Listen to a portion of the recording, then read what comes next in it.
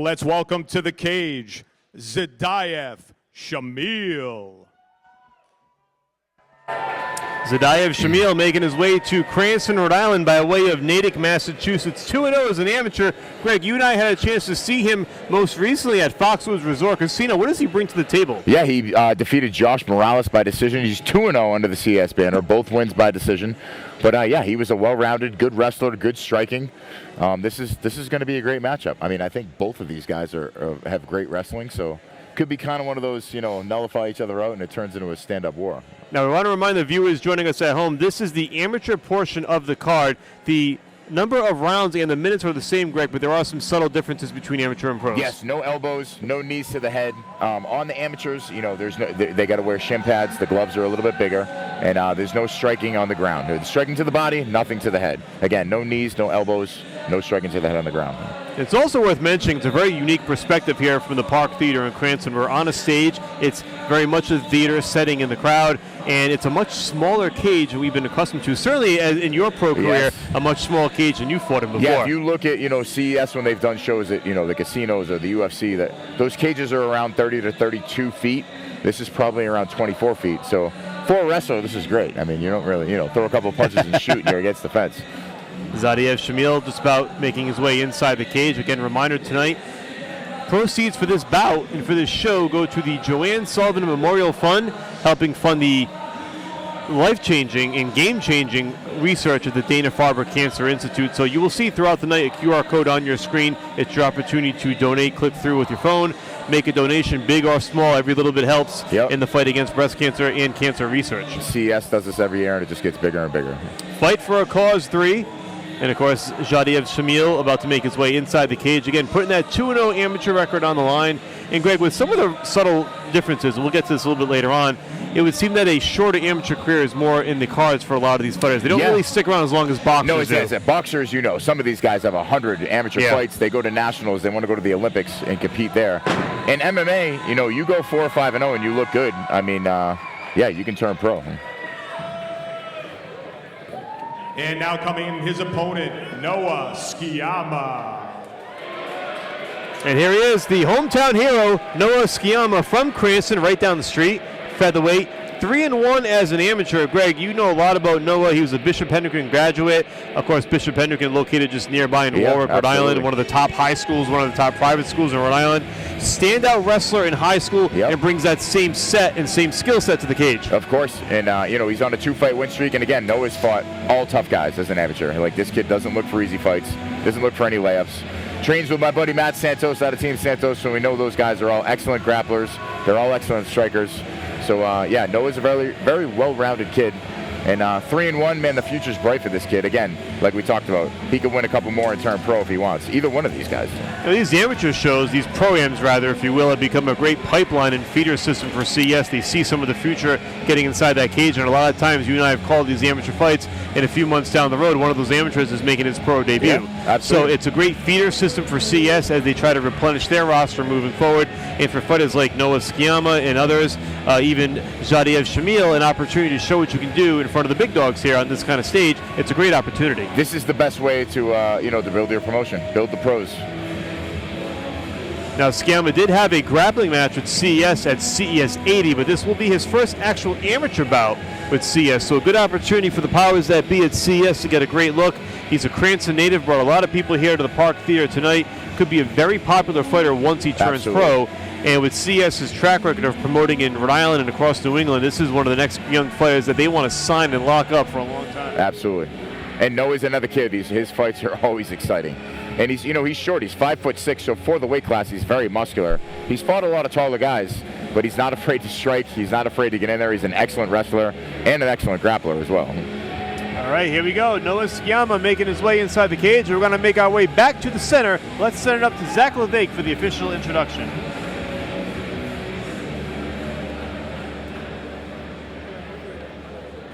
Ladies and gentlemen, our first amateur fight of the evening is a 3-round battle in the featherweight division. Introducing first, fighting out of the blue corner with a 2-0 record. He weighed 145 pounds, fighting out of Natick, Mass, Zhedaev Shamil.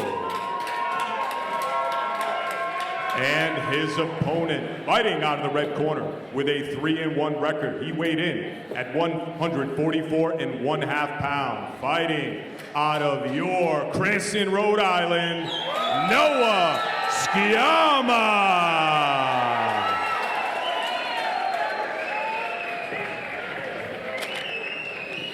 Here we go, just about to get underway. 3 rounds in the featherweight division in our first amateur bout of the evening. Michael Parenti, once again joined by Greg Ribs Rebello, the former CES MMA heavyweight title holder. Yes, sir. 3 3-minute rounds. Rounds are a little bit shorter than the pros. So you look for the guys to push the pace in the amateurs. Yeah, but you can see Noah coming out looking for that clinch. Big right hand early by Noah, yeah. too. And now Shamil looking for the takedown. Like I said, both guys wrestling backgrounds.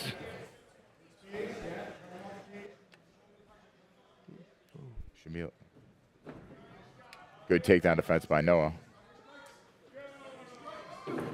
And again, you can knee to the body, but not to the head. But if you see a guy shooting in, you know, a lot of times the referee's going to say, you know, it's not his fault, the guy on the offense throwing it. It's a slippery slope, and it's a judgment call, obviously, by the official, but they've been on top of these for a long time, and typically we don't see anybody get robbed, per se, of an outcome.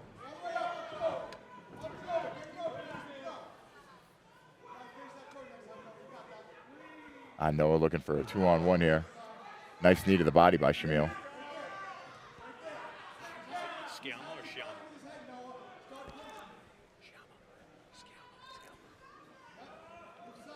Shamil's looking to take him down off the fence. Noah's got the left underhook. He's going to look to sit towards his left and circle back to the center or put Shamil against the fence.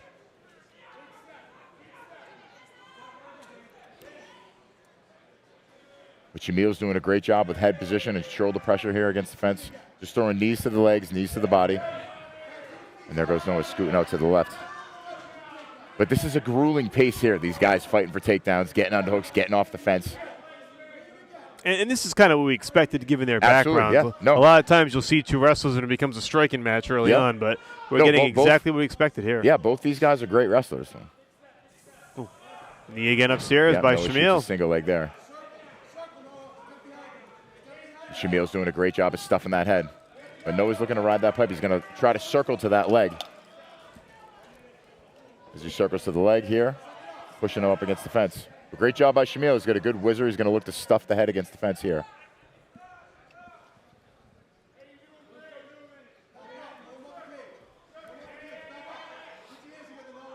Now Shamil's going to grab onto that ankle so Noah can't use it. He can't explode off of it.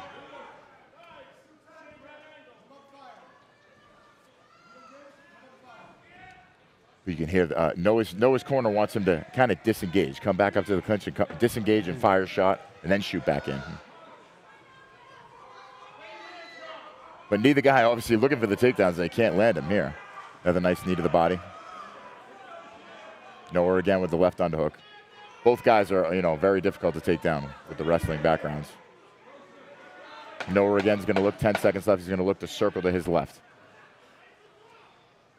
Yep, there he goes, circle off to the left. Good job by Shamil with the head pressure. There's the bell for round 1. Again, those knees by Shamil done a nice job softening up Scalma. Big mouse under the left eye, Shamil. Good opening round here by both. And again, we saw the wrestling background really play into the strategy here in round 1. Yeah, so that's exciting stuff there. I love to see it. Neither guy was able to land a takedown, or if they got a takedown, you know, Noah was able to scramble right back to his feet. Very close round, tough to call. Anyway, thank everybody for joining us here tonight on Nesson as we bring you CES MMA 82, Fight for a Cause 3. Make sure to pay attention to the screen throughout the night when you see that timer on your screen, the QR code. There's your opportunity to donate to the Joanne Sullivan Memorial Fund to help fund research at the Dana-Farber Cancer Institute. And there it is right there on your screen. As you can see here, Shamil's corner, he's got a really big mouse under that left eye. They're trying to cater to that.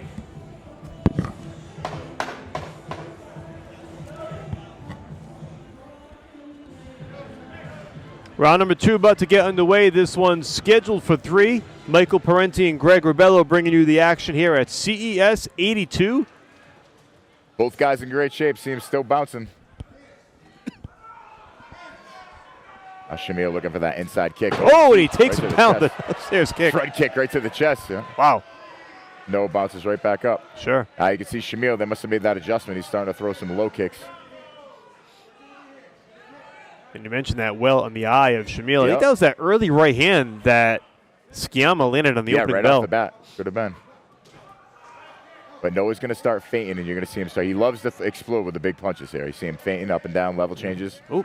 Oh, nice double leg there.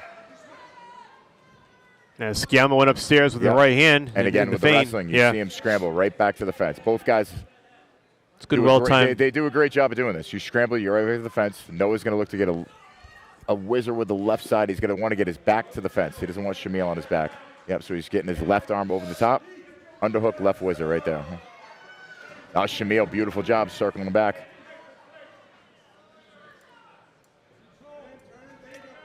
Yep, good scramble by Noah. Looking to get his guard retention here. Well, he can't strike while he's on the ground. Nope. Only strikes to the body, huh?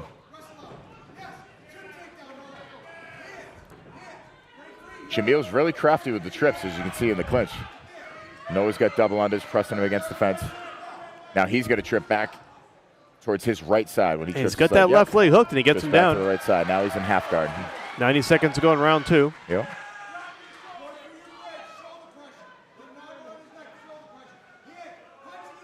Again, just to reset, Noah Scalma in the black trunks. His coach is telling him punch him in the face, but I think it's only punches. Can't do it. Yeah. You see Noah pushing on the knee here, trying to step him out. Great job by Shamil recognizing that. Shamil on the bottom of the blue trunks now flips. Shamil. Yeah.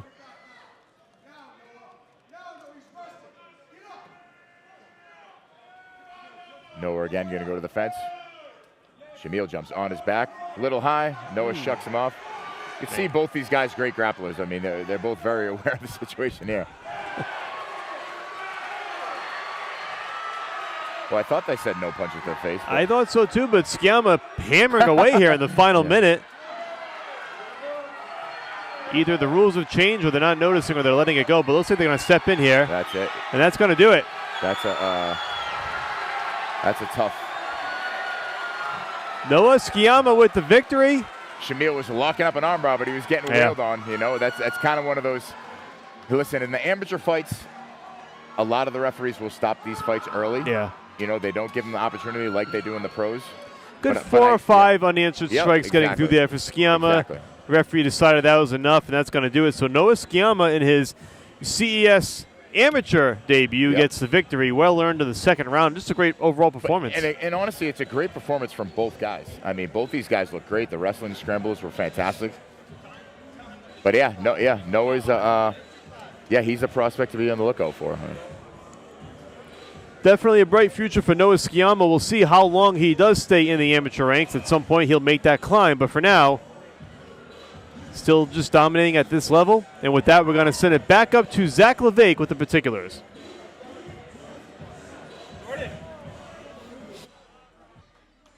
Ladies and gentlemen, 2 minutes and 25 seconds into round number 2. Your winner via strikes, Noah Scalma.